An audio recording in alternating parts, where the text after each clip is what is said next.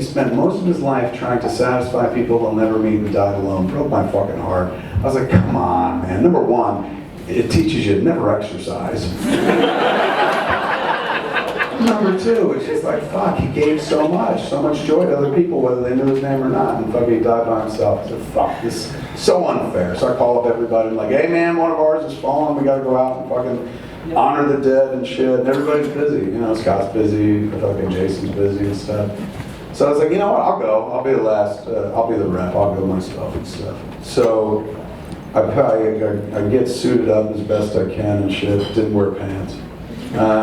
He wouldn't have liked that. So I driving over, man, and I suddenly realized, like, oh, we're not burying a motherfucker in New Jersey where the church will be filled, there'll be a procession, we'll take him to the funeral and shit, and Father Dave will sing.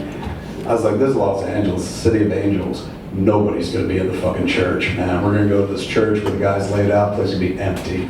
And all those people that he talked about, they're gonna be there, and I'm gonna be fucking mad, just filled with bile at this dude's funeral, wearing all his fucking friends. He put everybody on the path and shit. I put away the rage because I opened up the door and the church was fucking packed to the rafters, man. I had to sit in the back in a chair by the fucking, where you stick your hand and bless yourself and shit, because all the pews were taken. Including a pew right in the middle, on the end, on the right side, I could see clear as day, Sam Raimi. When I walked in the church, I was like, motherfucking Sam Raimi is here. And he talked about Sam Raimi like he was his fucking son. Told us the adventures of making every movie with Sam Raimi. Never saw Sam Raimi in real life, so seeing him in the church was like, holy fuck, like Jax was right. As much as he talked about him and shit, Raimi fucking loved him. Like, here he is, this dude could be anywhere in the world, but he's here to fucking see Jax off. That made me feel good. So they have, when people die, there's always a party afterwards where the living are like, we lived! And it was no different. We all went to this place called Craig's, a restaurant in Los Angeles, and had the death party. And everybody's standing around doing Jim Jax stories. Everybody gets up and tells when Sean Daniels says, Kevin, tell your Jax story. So I get up, I'm like, okay, everybody here, we all knew Jax really well. So you all knew he had a catchphrase. Jim Jax had his own little catchphrase, the way that like Jason Mewes says, Snoogans, or Bart Simpson's like, don't have a cow, man.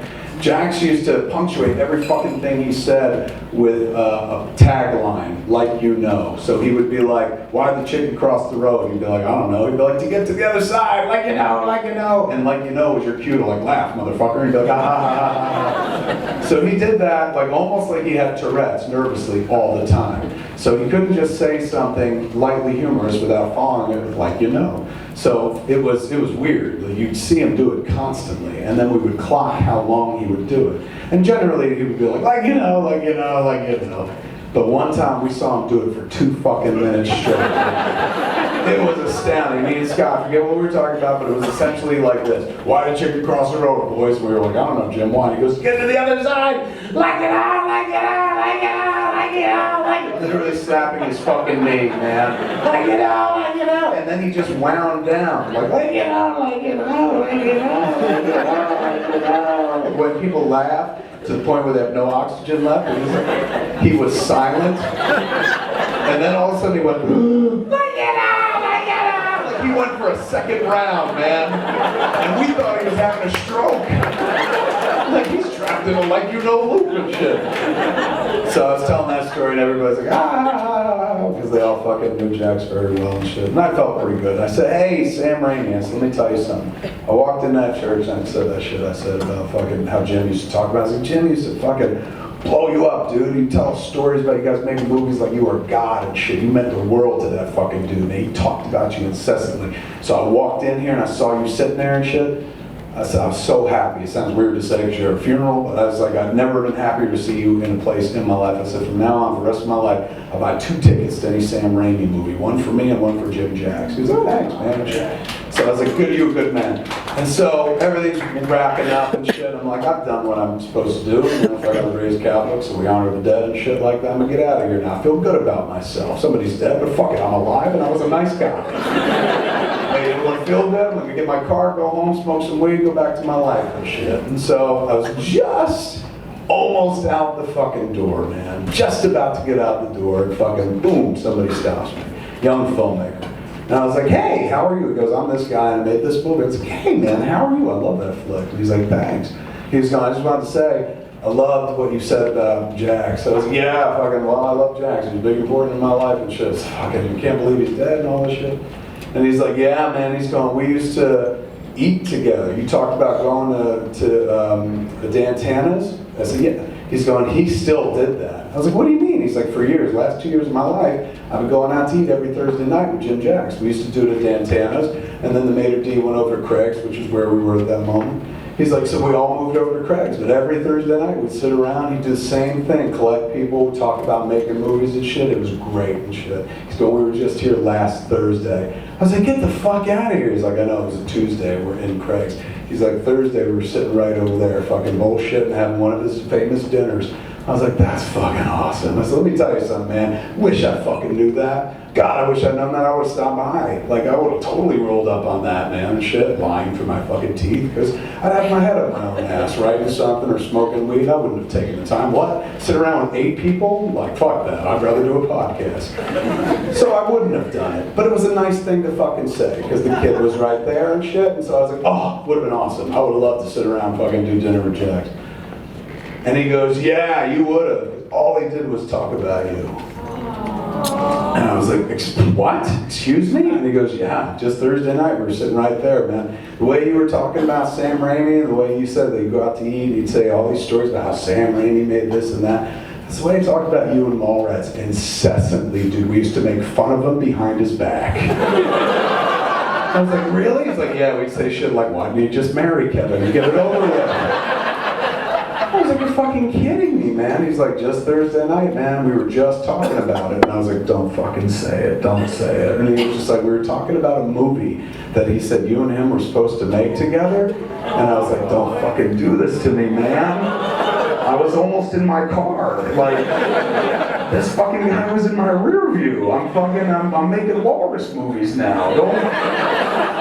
Sure enough, he said he was talking about making a movie called Mallrats 2, Die Hard in a Mall. And I was like, God damn it, man. And I left, and all I could think about is what a fucking shitheel I was, man. That dude was a prize, an absolute fucking prize, a treasure. You meet people like that in your life. Sometimes you're born to them, sometimes you collect them and shit like that, bless you. But this dude was an absolute one of a kind. You want to talk about somebody's voice being their currency?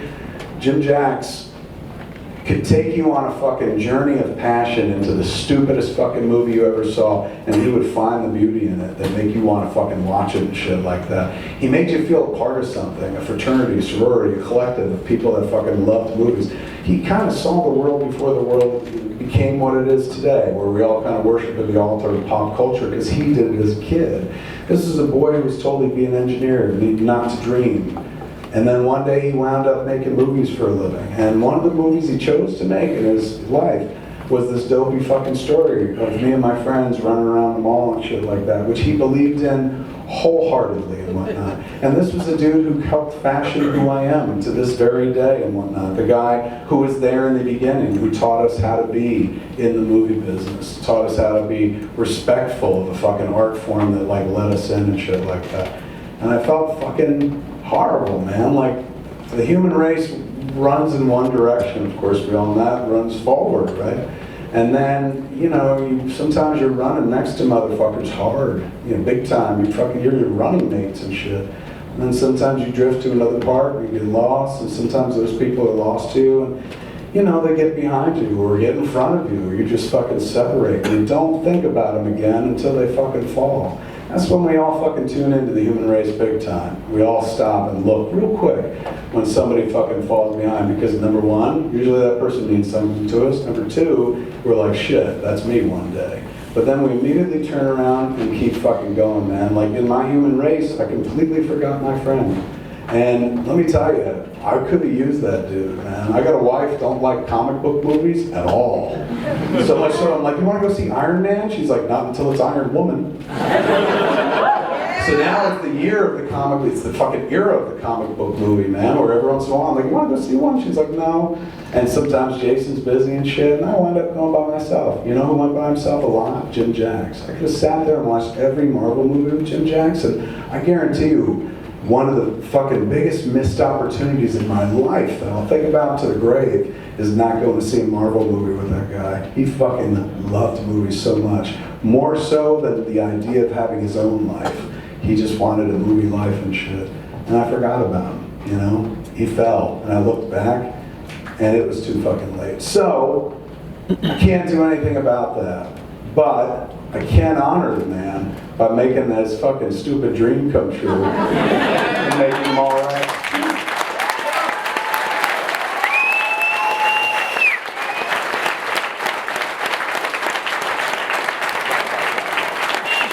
Yeah. Some people online are like, you're going back to the well and shit. I'm like, trust me, dude, if you want to succeed in